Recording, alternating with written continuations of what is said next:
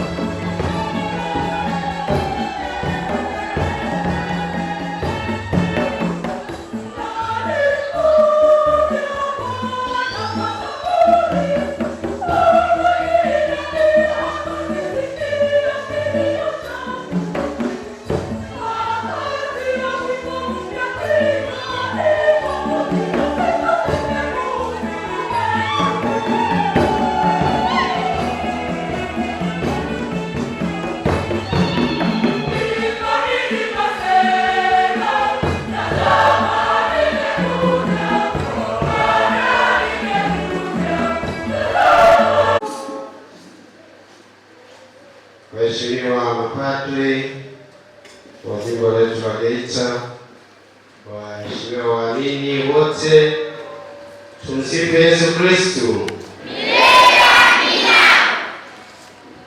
Karibuni katika ibada yetu ya misa takatifu siku hii ya leo, tunapoadhimisha tukiwa na mapadri wetu wa jimbo, na kwa namna ya pekee niwakaribishe mapadri waliokwisha fika na wengine walioko njiani. Basi tunaona tuanze ibada hii kwa sababu tuweze kujua changamoto zao.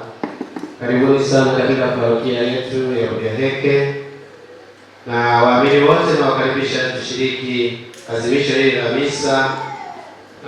Nia ya pekee siku hii ya leo ni kuombea miito katika parokia yetu na jimbo letu la Geita, na pia kuombea mapadri wote waweze kudumu katika nia njema ya wito wao walioitiwa, na iweze kuwagusa waamini wote katika safari ya kumtafuta Mungu na watakapomuona basi aweze kuwakaribisha katika makao yake ya mbinguni.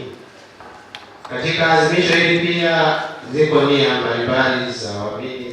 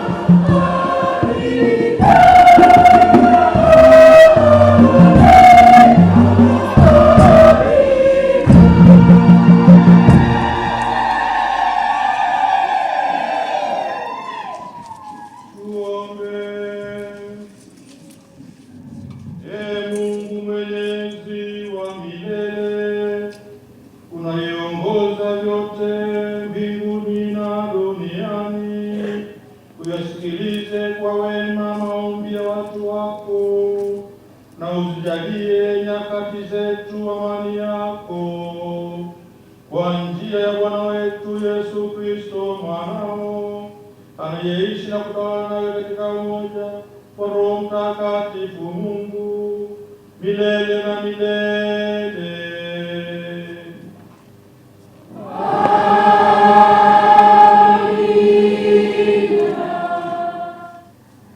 Somo la kitabu cha kwanza cha Samueli, sura ya kwanza aya ya kwanza hadi ya 8. Palikuwa na mtu mmoja wa Rama Msufi wa nchi ya milima ya Efraimu, jina lake akiitwa Elikana mwana wa Yerohamu mwana wa Elihu mwana wa Tohu mwana wa Sufu Mwefraimu. Naye alikuwa na wake wawili, jina lake mmoja aliitwa Hana na jina lake wa pili aliitwa Penina. Naye huyo Penina alikuwa na watoto, lakini Hana hakuwa na watoto. Na mtu huyo alikuwa akikwea kutoka mjini kwake mwaka kwa mwaka ili kuabudu na kumtolea Bwana wa majeshi dhabihu katika Shilo. Na wale wana wawili wa Eli, Hofni na Finehasi, makuhani wa Bwana, walikuwako huko. Hata siku ile ilipofika, Elikana alipotoa dhabihu kumpa mkewe Penina sehemu, akawapa na watoto wake wote waume kwa wake sehemu zao, lakini Hana humpa sehemu mara mbili, maana alimpenda Hana, ingawa Bwana alikuwa amemfunga tumbo. Ila mwenzake humchokoza sana hata kumsikitisha, kwa sababu Bwana alikuwa amemfunga tumbo. Tena mmewe akafanya hivyo mwaka kwa mwaka. Hapo yule mwanamke alipokwea kwenda nyumbani kwa Bwana, ndivyo yule alivyomchokoza. Basi kwa hiyo yeye akalia asile chakula. Elikana mmewe akamwambia, Hana, unalilia nini? Kwani huli chakula? Kwa nini moyo wako una huzuni? Je, mimi si bora kwako kuliko watoto 10? Neno la Bwana.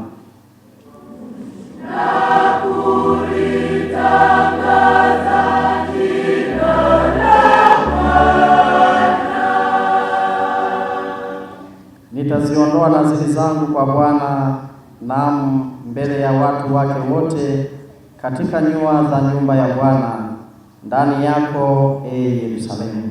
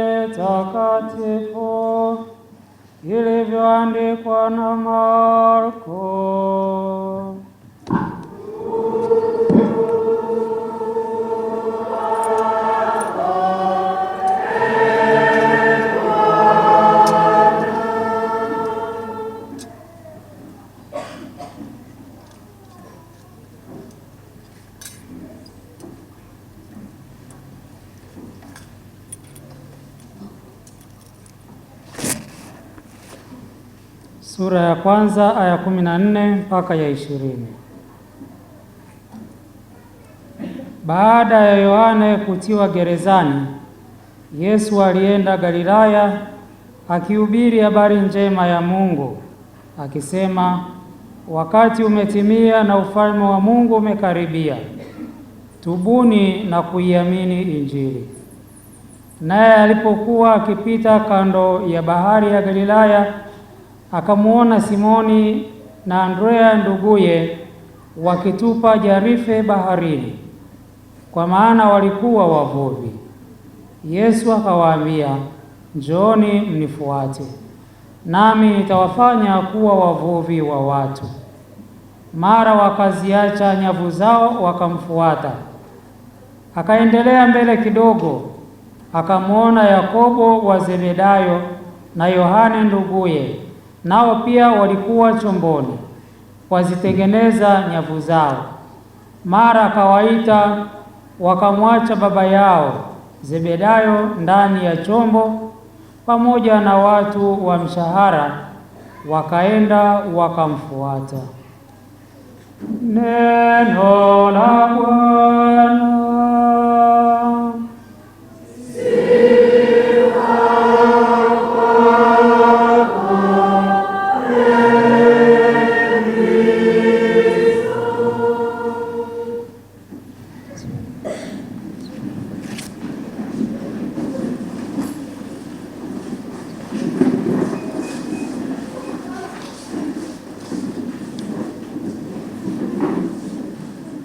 Wapendwa wana taifa la Mungu, kwa namna pekee Mheshimiwa Baba Paroko, waheshimiwa mapadri na wapendwa waamini wote, tumsifu Yesu Kristo. Mungu ni mwema kila wakati. Karibuni tafakari neno la Mungu. Tunaposali tukimshukuru Mungu kwa neema na baraka anazotukirimia, na kwa namna pekee tukijikabidhi mikononi mwa Mungu tunapoanza mwaka huu, ili basi kwa yale yote ambayo tunapanga kuyafanya kwa mwaka mzima yapate kibali chake na yampendeze yeye, na tuyafanye kwa sifa na utukufu wa jina lake. Tunasali misa tukiunganika na mapadri wetu wa jimbo la Geita. Wachache wameshafika, lakini wengine wako njiani wanakuja, ukiondoa wachache ambao wanauzuru.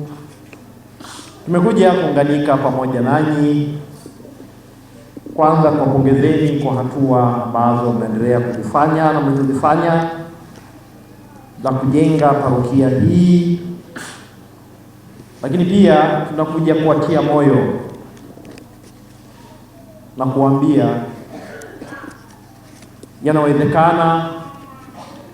Kikubwa ni kuendelea kumtumainia Mungu na kumwomba Mungu, ili basi kwa juhudi zetu yeye mwenyewe aweze kutuwezesha kufanya mema kwa ajili ya maendeleo ya kiroho na kimwili ya parokia yetu. Maandiko matakatifu tuliyoyasikia, hasa somo letu la kwanza, linatupatia simulizi ya bwana mmoja ambaye aliitwa Elikana. Simulizi yetu tumeitoa kitabu cha kwanza cha Samueli sura ya kwanza aya ya 8 hadi ya kwanza hadi ya 8. Elikana huyu alikuwa ni mume wa wake wawili.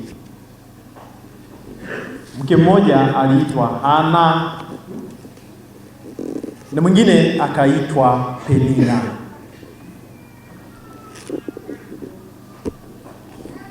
Penina alikuwa na wana kadhaa. Lakini Hana kwa bahati mbaya hakuwa na mtoto, na alitamani sana kupata mtoto, lakini hakuwa amepata mtoto. Hili lilimfedhesha na kumnyong'onyesha, na kibaya zaidi, mke mwenza ambaye ni Penina kila mara alimdhihaki, alimzodoa, na zaidi hasa alimuona kama asiyefaa kwa sababu tu hakuwa na mtoto. Mume wake Elikana alimpenda sana huyu mama. Pamoja na majonzi yake na masikitiko, aliendelea kumtia moyo na kumwambia muda wa Mungu ukifika, yeye mwenyewe ataamua. Majonzi ya Ana yalitokana hasa na mtazamo wa Kiyahudi ambao ulionyesha kabisa kwamba kwa Wayahudi mtu kukosa mtoto, yaani kuwa mgumba au tasa, au kuwa na magonjwa sugu kama ukoma, ilikuwa ni laana, ni alama ya kulaaniwa. Laana ilisababishwa na dhambi iliyofanywa aidha na mmoja kati ya familia au ukoo. Hivyo kila mara Ana alikuwa anajiuliza, hii laana ya Mwenyezi Mungu imesababishwa na nini? Ukiendelea mbele kutoka hapo tulipoishia, tumeishia aya ya 8. Ukiendelea mbele unaona Ana aliendelea kuwa na hamu ya kupata mtoto, na hatimaye walipokwenda Yerusalemu kwenda kuhiji mbele ya Mwenyezi Mungu, Ana anasali kwa Mwenyezi Mungu kwa hisia kubwa, akimwomba Mwenyezi Mungu amwondolee hii laana ili amjalie kupata mtoto. Hatimaye Mungu anampa mtoto. Huyu mtoto anakuja kuitwa Samueli, naye baada ya kuzaliwa anampeleka mbele ya Mwenyezi Mungu kama shukrani, kwa sababu alimuomba kwa Mungu naye akampa. Hili linatufundisha nini? Wapendwa, katika maisha yetu Mungu ametugawia karama, zaidi hasa ametugawia mafanikio tofauti tofauti. Tuko tofauti kutoka kwa mtu mmoja kwenda mwingine. Kuna ambaye amejaliwa kipaji hiki, mwingine amejaliwa karama hii, mwingine amejaliwa hiki kuliko mwingine. Sasa cha msingi cha kujifunza katika maisha, Mungu kama amekupatia kipaji fulani, amekupatia karama fulani, amekupatia kitu kingine ambacho unakiona ni zaidi ya mwingine, isiwe sababu ya wewe kumzodoa, kumdhihaki na kumuona kama yeye ni tata. Na huyu Mungu anapogawa anajua nani ampe nini na kwa ajili ya nini. Kila ambacho Mungu amekugawia hujamuomba, na hata kama umemuomba, kama angeona kwamba hakifai kwako kupewa, usingepewa. Kwa hiyo Mungu amekupa hicho alichokupa kwa sababu anajua kwamba kupitia wewe watu wengine wote watanufaika. Penina alivyopewa uzao, akaona kwamba yeye ni bora zaidi kwa Mungu kuliko Hana, na ndio maana akamzodoa, akamdhihaki, akamrushia maneno ya kejeli na kumuona mtu asiyefaa. Lakini Mungu akajibu sala ya Hana na hatimaye akampatia mtoto. Hivyo ndugu zangu, ikiwa unapitia changamoto za namna hiyo katika maisha, unadharauliwa, unachekwa, unaonekana hufai, mtu pekee wa kumlilia, usimlilie huyu mwanadamu. Lia mbele ya Mwenyezi Mungu. Muombe Mungu, yeye mwenyewe anajua ni lini na wakati gani ataleta msaada unaohitaji. Lakini lingine tunaweza kujifunza katika maisha, jitahidi sana usiwe sababu ya mtu mwingine kupiga magoti na kulia mbele ya Mwenyezi Mungu kwa sababu yako. usiwe chanzo cha mtu kukosa amani, kukosa furaha katika maisha yake, akaona namna pekee ya kuitafuta ni kupiga magoti na kushtaki kwa Mungu. Machozi ya mwenye haki yakitolewa mbele ya Mwenyezi Mungu kwa uchaji hayaendi bure. Sara ya mtu anayemtafuta na kumlilia Mungu kwa haki, akimwomba Mungu aingilie kati katika mateso na mahangaiko, hayaendi bure. Mungu anajibu kwa muda na wakati wake. Hivyo kama unapitia mazingira kama ya Hana, unapitia changamoto kama hizo za kudharauliwa, kuchekwa, kuzodolewa na kuonekana hufai, piga magoti mbele ya Mwenyezi Mungu. Sali na ikiwezekana lia mbele yake. Muombe Mungu kwa muda na wakati anaojua yeye mwenyewe ataleta suluhisho. Tumombe Mungu atusaidie ili basi kupitia changamoto tunazopitia, huenda za kudharauliwa, huenda za kuonewa, huenda za kuzodolewa na kadhalika, hizi zote zisiwe sababu ya sisi kujiona wanyonge na kukata tamaa, bali tujue tunaye Mungu mwenye nguvu ambaye upo muda na wakati yeye mwenyewe ataleta suluhisho. Tunaposali na kujikabidhi mkononi mwa Mungu kwa mwaka huu, tumuombe kila mmoja Mungu atushike mkono, atusaidie ili basi kwanza tuimarike katika kumtafuta na kutenda mpendezayo yeye, lakini mbili, atusaidie katika kumtafuta zaidi yeye. Tunapotafakari juu ya maisha yetu, tutafakari pia juu ya yote ambayo Mungu ametendea kwa mwaka uliopita. Tunapoanza mwaka mwingine, tuanze kwa kuweka malengo. Malengo yetu kama familia ya Mungu, kama parokia, lakini pia tuweke malengo ya mtu mmoja mmoja.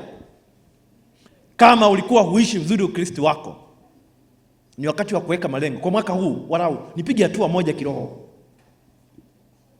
Kama uko kwenye ndoa ambayo inaregarega, ni wakati sasa wa kujitahidi ili uimarishe masakramenti yako kwa kufunga ndoa.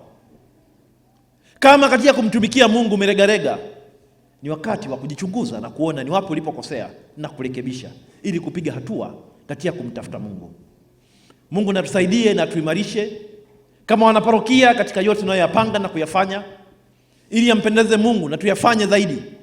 Lakini kama mtu mmoja mmoja, tumia nafasi ulionayo ya kutenda yampendezayo Mungu ili mwisho wa siku mbele ya Mungu yakakulipe. Mungu na tuimarishe na tujalie uwezo na nguvu tuweze kuyafanya hayo kwa uchaji, na hatimaye siku moja tuweze kupata thawabu kwa haya ambayo tumeyafanya. Tumsifu Yesu Kristo.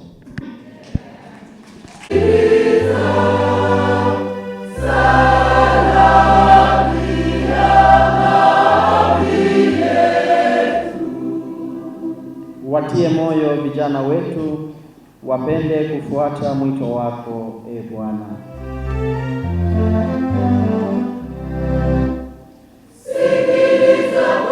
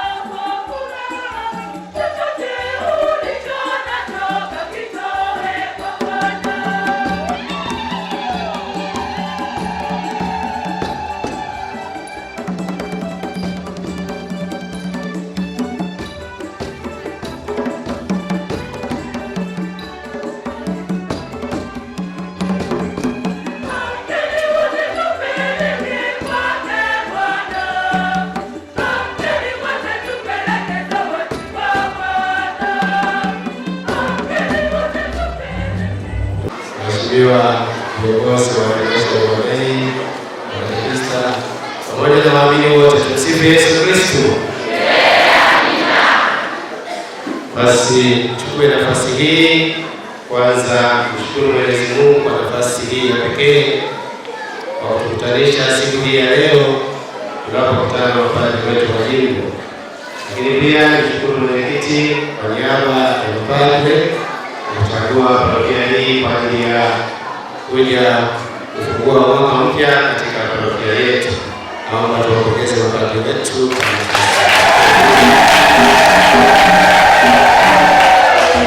Wakaribisha sana mapadri katika parokia yetu, na tumesikia vizuri kwa sababu tumechagua sehemu hii wao kuja kushiriki nasi. Baraka hizi zilizowekwa hapa zitaendelea kusindikiza kukamilika kuwa parokia kamili. Na pekee ni kwamba pamoja na maandalizi ya kupokea mapadri wote, waamini pia waliona watoe zawadi kidogo au wanakuja kutoka padri, na hivyo kila padri wa jimbo hili alipewa jumuiya moja. Kwa hiyo ziko zawadi za kutoka kwenye jumuiya ambazo zitawakilishwa na wenyeviti wa vigango ili kurahisisha utaratibu. Wale ambao hawakufika basi tufanye utaratibu ziwafikie. Kwa sababu hiyo tutaomba dakika chache mpaka nivumilie kidogo kuhusika wamalizia utaratibu mbalimbali. Sasa naomba tuimbie wimbo fulani kidogo wakati wasifu wetu wanakamilisha utaratibu. Sifu Yesu Kristo. Mimi ni Padri Benedict Chagula, paroko wa parokia hii ya Mtakatifu Karoli Lwanga Uliaheke. Parokia hii bado inaitwa parokia teule, ni parokia mpya kama inavyoonekana, na tunaendelea na utaratibu wa ujenzi, miundombinu na vitu vingine vyote ambavyo vinahitajika katika parokia. Tumeshakamilisha kwa nje nyumba ya mapadri, lakini mahitaji ndani bado havijakamilika kama fanicha za ndani, milango na vitu vingine. Tumekamilisha vichache kwa ajili ya kuendelea kuishi. Na sehemu ya kanisa pia bado sehemu kidogo tunaendelea kuweka vigae na kuweka utaratibu wa mbele ya kanisa kule tabernakulo na vitu vingine. Na kwa hivyo ikiwa parokia changa, tunawaalika waamini wote na watu wote wenye mapenzi mema kama wanaweza kutushika mkono kwa chochote walichonacho kwa ajili ya uendelezaji wa ujenzi wa miundombinu ya parokia hii, hatimaye parokia ikamilike. Leo kwa namna ya pekee tuliwakaribisha mapadri ambao kwa utaratibu wao kila mwaka huchagua parokia moja kwa ajili ya kufungua mwaka, na hivyo tumeshiriki pamoja nao kwa adhimisho la misa takatifu. Sasa tumefurahi kuwa pamoja nao, na ndani yake wametuchangia walau waamini kuendeleza ujenzi huu kwa harambee kidogo walichoweza, na baada ya hapa sasa ni sehemu ya chakula na kupumzika. Tunawashukuru sana waamini, wameonyesha mshikamano wa pekee kuwapokea wageni, pia kuweza kuwa na mshikamano katika ujenzi wa parokia yetu. Asante sana, Mungu atubariki na karibuni sana wowote mtakaowiwa kutusaidia. Tumsifu Yesu Kristo.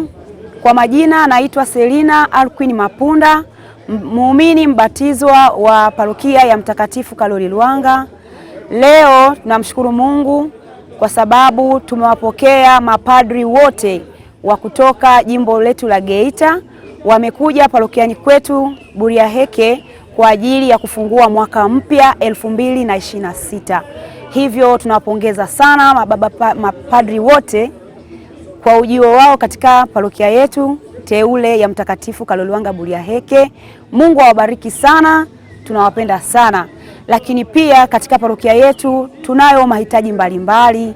Tunawaombeni ndugu zetu waamini mlioko ndani ya parokia hii au nje ya parokia hii kutushika mkono kwa namna moja au nyingine. Tunao ujenzi wa nyumba ya padri, tunao ujenzi wa kanisa letu bado halijakamilika na mahitaji mengi muhimu. Hivyo basi kujitoa kwenu kutatusaidia sana kutimiza malengo yetu.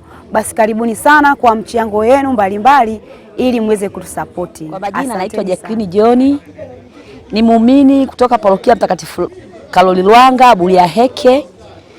Tunafuraha sana kupata wageni mapadri jimbo la Geita zima wako hapa parokiani kwetu. Parokia changa, bado parokia changa kabisa, ndio kama ina miaka tu miwili. Tunafurahi sana mapadri kututembelea kwenye parokia hii. Basi tunahamasa sana, kwa kweli tumefurahi sana na tunawakaribisheni nyote. Make parokia yetu ndio bado iko changa hivyo, ina mahitaji mengi ambayo yanatakiwa kuwekwa kwenye parokia. Tunawaomba waumini, watu walioko mbali tofauti, yani wazaliwa wa huku walioko mbali nje na wilaya hii ya Sengerema, ambao wanajua hata labda kwao ni huku na wengine ambao hata kwao sio huku, ila tunaomba msaada wenu. Tunaomba sana mtusaidie kwa chochote ili tujenge parokia yetu, ili na sisi tuwe mfano kama parokia zingine zilizopo. Asanteni sana, tunawapenda jamani, tumefurahi sana, asante. Usisahau kushare, kusubscribe na kulike.